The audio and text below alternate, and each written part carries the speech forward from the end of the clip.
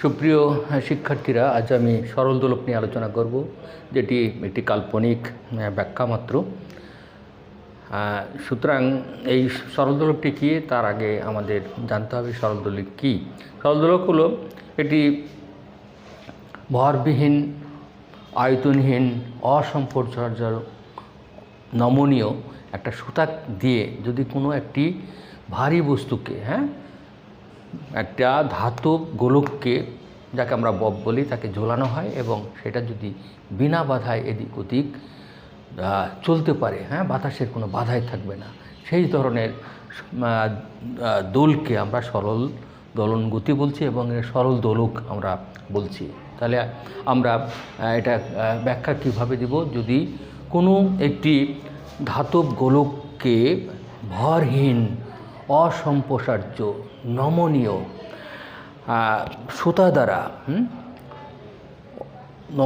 সুতা দ্বারা যদি ঝুলিয়ে দেয়া হয় এবং এটা যদি বিনা বাধায় এদিক ওদিক দুলতে থাকে, তাহলে তখন তাকে আমরা বলবো একটি সরল দোলক। Dear student, when a small metallic sphere is suspended by a massless, flexible and which is inextensible by thread, then it is called simple pendulum. আমরা এখানে দেখছি যে এটা একটা সিম্পল সরল দোলক। এখানে একটা সুতা দিয়ে একটা ভারী জিনিসকে, একটা ধাতব গোলককে এখানে ঝোলানো হয়েছে, যার দৈর্ঘ্য হলো এখান থেকে এই পর্যন্ত হলো এল। এটাকে সরল দোলকের দৈর্ঘ্য বলে। এবং এই বস্তুটাকে কিন্তু একটা নিচের দিকে একটা বল কাজ করছে, যার আমরা যদি ববের ভর ধরি এম, এবং এই ববের এখানে যদি অভিকর্ষজাত ত্বরণ যদি জি হয়, তাহলে ববের ওজনটা হলো mg হবে। এবং এই mg এখানে আছে, এইটাকে একটা বিপরীতমুখী একটা বল, মানে এই সুতার টান তাকে কিন্তু উপরের দিকে নিয়ে যাচ্ছে, মানে ওজন যেদিকে কাজ করছে সুতার টান তার বিপরীত দিকে কাজ করে এটাকে এইভাবেই রাখছে, তাকে ঝুলিয়ে রাখছে।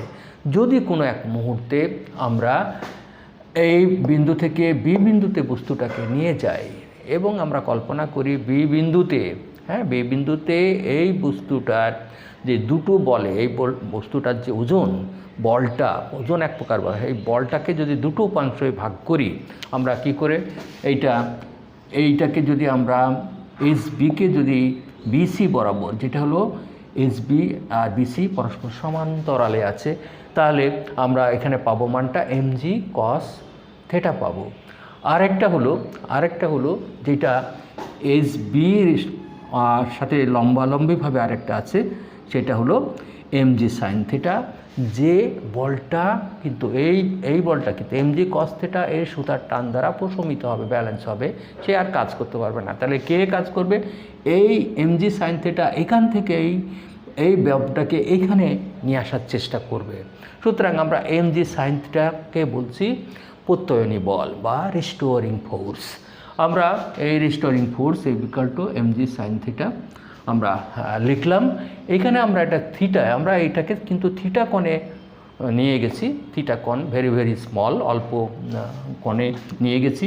তাহলে এই থিটার সমান আমরা x/l ধরে নিতে পারি। x হলো আমরা আর্ক বা এটা চাপ, বৃত্তের একটা চাপ, আর l হলো সরল দোলকের দৈর্ঘ্য আমরা বলবো। তাহলে a theta equal to x/l হয়। আমরা আমাদের এখানে mg sin থিটা নিচ্ছি। বলা হচ্ছে যে থিটা যদি খুবই অল্প হয়, খুব ছোট হয়, তাহলে সাইন থিটাকে আমরা থিটা ধরতে পারি। তাহলে এটাকেই হলো প্রত্যয়নী বল বলা হচ্ছে। এই প্রত্যয়নী বলের থিটার মানটা আমরা যদি x/l এখানে বসাই দিই, তাহলে আমরা পাচ্ছি এইটা। এখন জি এর আর এল এখানে একসাথে করে নেওয়ার অর্থই হলো এটাকে ধ্রুবক ধরা হয়েছে। তাহলে এই ধ্রুবকটাকে আমরা কে ধরছি? আমরা জানি প্রত্যয়নী বলকে নেগেটিভ ধরা হয়, যেহেতু একটা বস্তুকে আমি যেভাবে নিয়ে যাচ্ছি সে কিন্তু তাকে এই দিকেই থাকতে চাচ্ছে, সুতরাং আমরা এটা নেগেটিভ হবে, সুতরাং আমরা এটাকে নেগেটিভ ধরছি। সুতরাং এখানে আমরা দেখছি যে G/L সমান কে একটা ধ্রুবক, এই G/L ইকুয়াল টু কে একটা ধ্রুবক। এখান থেকে আমরা ম্যাথমেটিক্যালি পাচ্ছি A প্রপোর্শনাল -x। এটা হলো একটা সরল দোল গতির একটা সিম্পল হারমোনিক মোশনের একটা বৈশিষ্ট্য আমরা এখানে পেলাম। আমরা জানি যে ত্বরণ সমান, আমরা জানি K/m(x), আমরা জানি এটা ম্যাথমেটিক্স। তাহলে K/m কে আমরা ওমেগা স্কোয়ার এক্স বলবো।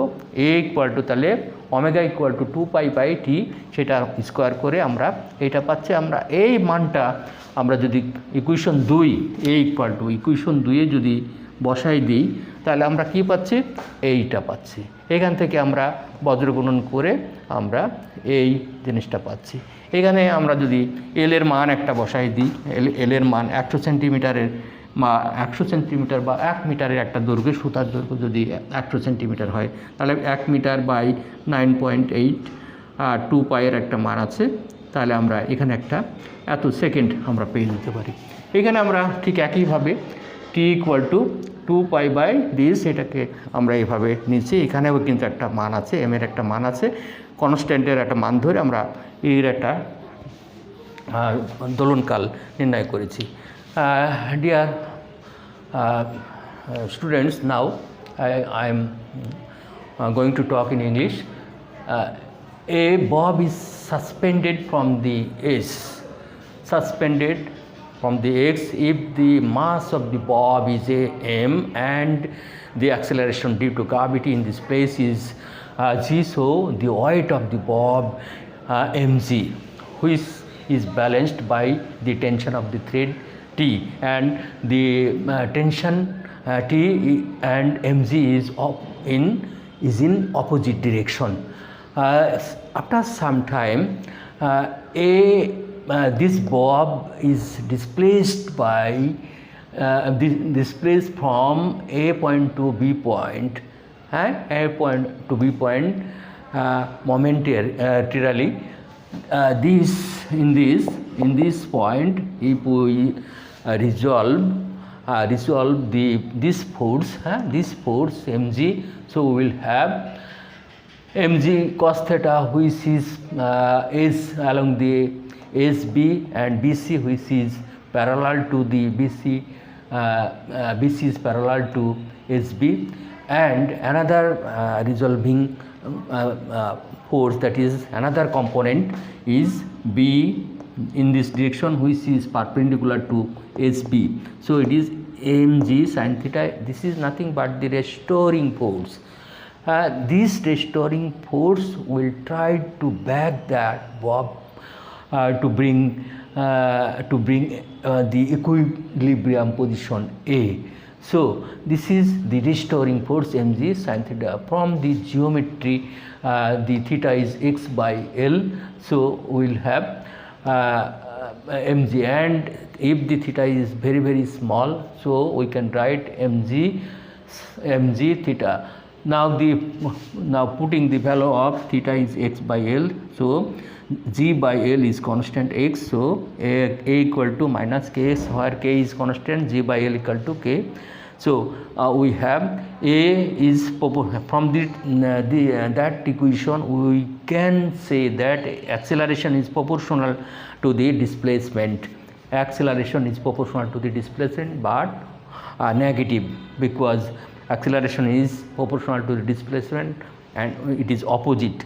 So again A acceleration, we know acceleration is equal to k/m x. So k/m is nothing but our angular velocity 2π/t x.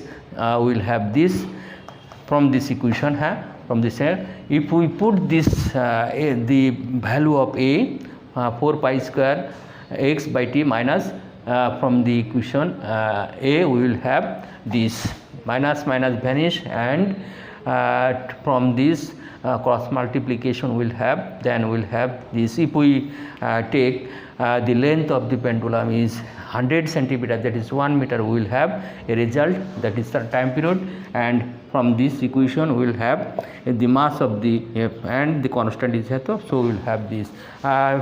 So dear students, thank you very much for watching my video.